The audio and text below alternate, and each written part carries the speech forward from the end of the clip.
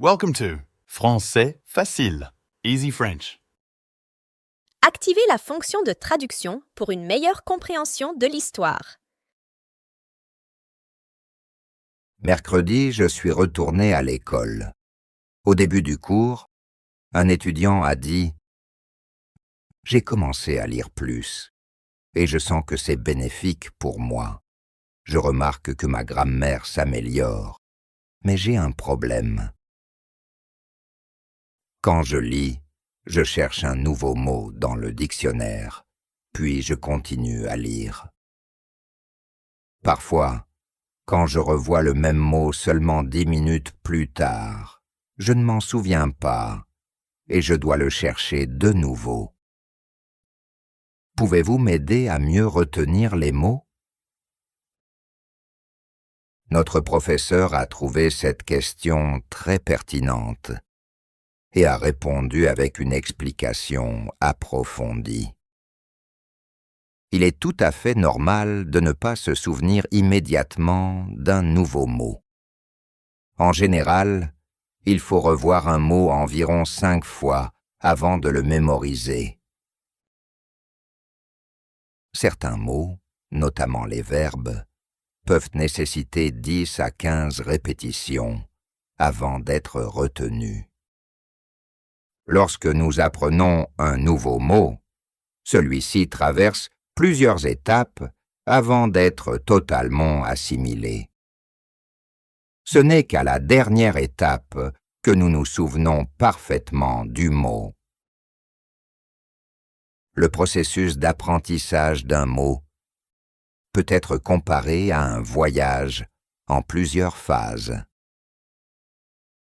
Au départ, nous rencontrons le mot pour la première fois, et il nous est totalement inconnu, ce qui nous pousse à le chercher dans le dictionnaire. Cette première rencontre est cruciale, car elle marque le début de notre familiarisation avec le mot.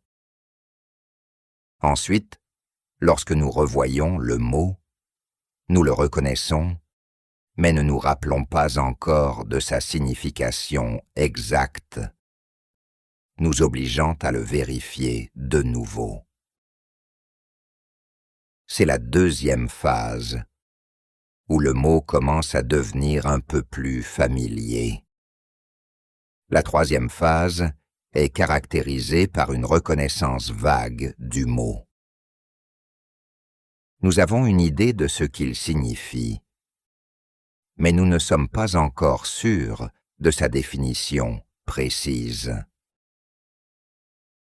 À ce stade, le mot commence à se graver dans notre mémoire, mais de manière encore floue. La quatrième phase est celle où nous savons ce que le mot signifie lorsque nous le voyons, mais nous avons du mal à nous en souvenir lorsque nous voulons l'utiliser nous-mêmes.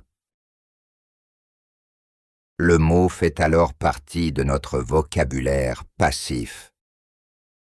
Enfin, la cinquième phase est celle où nous pouvons utiliser le mot spontanément dans une conversation. À ce stade, le mot est ancré dans notre mémoire active et nous pouvons l'utiliser sans effort. Soyez patient et persévérant dans votre apprentissage des nouveaux mots. Chaque petite avancée vous rapproche de l'objectif de pouvoir utiliser ces mots naturellement dans la communication quotidienne. Comprendre ces phases explique pourquoi il n'est pas possible de se souvenir d'un nouveau mot après l'avoir vu une seule fois. Vous devez rencontrer un mot plusieurs fois pour qu'il passe par toutes les phases jusqu'à ce que vous atteigniez la phase 5. Soyez heureux non seulement lorsque vous apprenez un mot parfaitement, mais aussi lorsque vous progressez d'une phase à une autre. Chaque progression vous rapproche de l'utilisation du mot sans effort dans la communication quotidienne. Cette explication m'a semblé intéressante, car je ne connaissais pas ces phases, mais tout cela paraissait logique. J'avais également vécu l'expérience de chercher un mot dans le dictionnaire, de l'oublier peu après, et de me sentir stupide de ne pas m'en souvenir. Maintenant, je sais qu'il est normal de ne pas retenir un mot immédiatement et que plusieurs rencontres sont nécessaires. Le lendemain, à l'école, un étudiant a posé une question importante sur l'amélioration de ses compétences en compréhension orale et a demandé quelle était la meilleure approche. Notre professeur a répondu: avoir de bonnes compétences en compréhension orale est crucial pour la communication.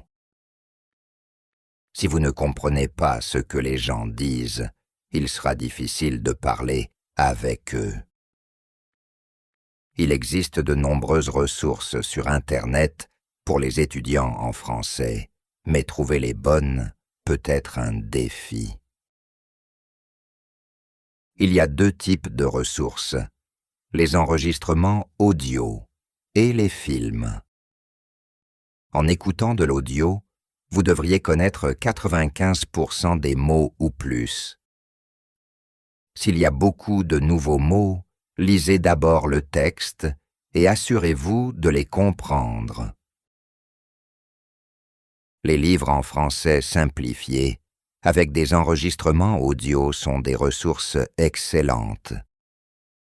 Vous pouvez lire le livre d'abord, puis écouter l'enregistrement. Des sites web comme Français Facile et TV5 Monde offrent de bonnes ressources à différents niveaux de français. Les films et vidéos sur YouTube sont également utiles une fois que vous connaissez 2000 mots en français. Regardez d'abord un film avec des sous-titres puissants et regardez-le à nouveau pour comprendre davantage. Les documentaires et les émissions de télé-réalité sont aussi de bonnes options, avec les émissions de télé-réalité étant plus faciles à comprendre en raison de leur structure prévisible. Visez à écouter au moins 30 minutes par jour. Concentrez-vous sur ce que vous comprenez déjà et célébrez chaque nouvelle phrase que vous comprenez. L'écoute est le moyen le plus facile d'apprendre. Il suffit d'écouter. L'étudiant a trouvé ces informations utiles et a remercié le professeur. Vendredi, nous avons eu une conversation intéressante en classe. Notre professeur a demandé: quelle était votre première raison d'apprendre le français? Vous souvenez-vous quand vous avez commencé à vous intéresser vraiment à cette langue? J'ai partagé mon expérience en disant: le français n'a pas toujours été ma matière préférée. J'ai commencé à l'apprendre au lycée et c'était très difficile pour moi au début. La structure de la langue semblait illogique. J'ai essayé de mémoriser des mots et d'apprendre la grammaire, mais c'était très difficile. À la fin du lycée, j'étais toujours débutant et je ne pouvais pas parler français. Je croyais que je ne l'apprendrais jamais correctement et que le français n'était tout simplement pas pour moi.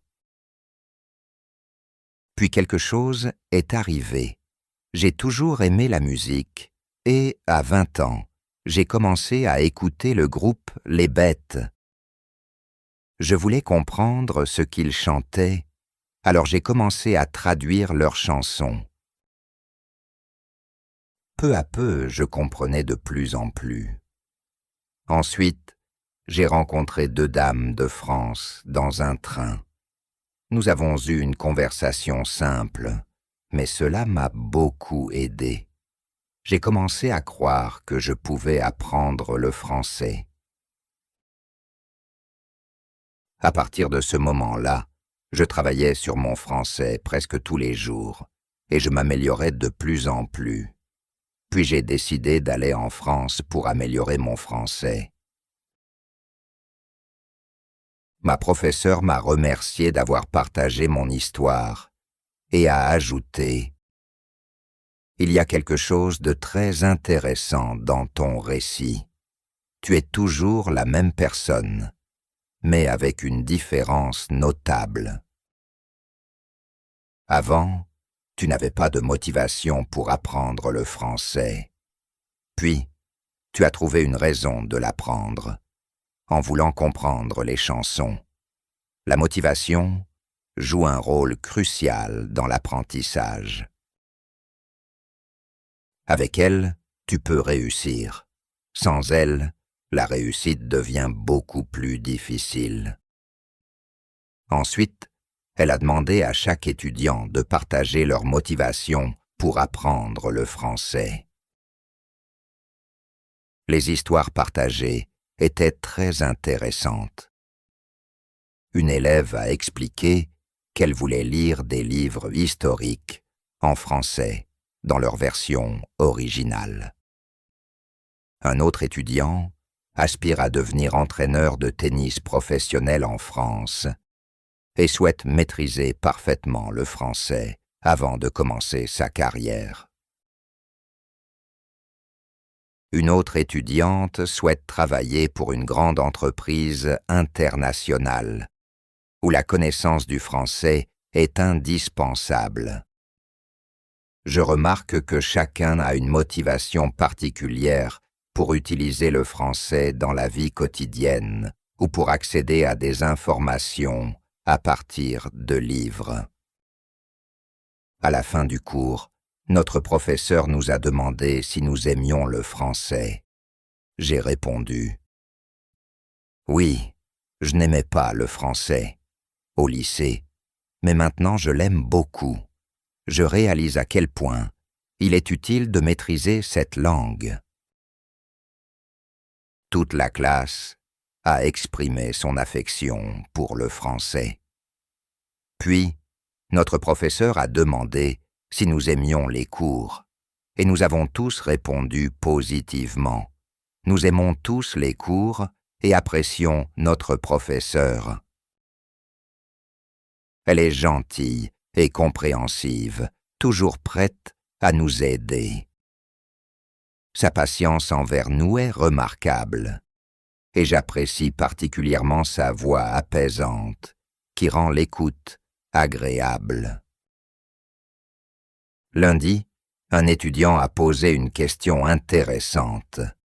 « Professeur, pensez-vous qu'il est facile d'apprendre une nouvelle langue ?» Notre professeur a répondu « Je ne pense pas que ce soit ni facile ni difficile. C'est un processus intéressant pour beaucoup de gens. Je vois comment les gens progressent. Lorsque tu remarques tes progrès, tu commences à croire qu'il est possible d'apprendre une nouvelle langue. Cette motivation te pousse à t'améliorer encore plus rapidement. Donc je dirais que c'est un long processus, mais très intéressant. Avec de la motivation, tu peux réussir. Sans elle, la réussite est beaucoup plus difficile. La motivation est essentielle, non seulement pour apprendre une langue, mais pour tout ce que tu entreprends. Ensuite, elle nous a demandé si nous trouvions qu'il était facile d'apprendre le français. J'ai partagé mon expérience en disant que je trouvais cela difficile au début, car je ne comprenais pas la logique de la langue. Mais maintenant, je trouve cela beaucoup plus facile, car j'ai commencé à l'apprécier. Un autre étudiant a dit que le français était très difficile. Un autre a exprimé son amour pour les langues et a trouvé le français beaucoup plus facile que l'allemand. Un étudiant a une petite amie française et a dit que c'était la manière la plus facile d'apprendre le français. À la fin du cours, notre professeur nous a donné des devoirs. Lire un texte sur Français facile et écouter l'enregistrement, puis regarder une vidéo sur YouTube sur les animaux et la présenter à la classe le lendemain. J'ai hâte de faire mes devoirs. Mardi, nous avons discuté de nos devoirs en classe. Notre professeur a expliqué que les devoirs sont essentiels pour améliorer notre français. Il nous aide à développer nos compétences en écoute, en expression orale, en lecture et en écriture, ainsi qu'à renforcer notre grammaire et notre vocabulaire.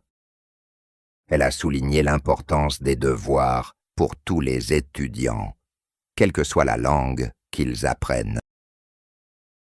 Ensuite, elle nous a demandé quel type de devoir nous préférions. Une étudiante a répondu qu'elle aimait écrire des essais. Un autre étudiant a dit qu'il aimait lire des livres en français, tandis qu'un autre préférait regarder des vidéos en français. Quand notre professeur m'a demandé ce que je préférais, j'ai répondu que j'aimais lire des textes en français et écouter des enregistrements audio. J'aime aussi regarder des vidéos sur YouTube.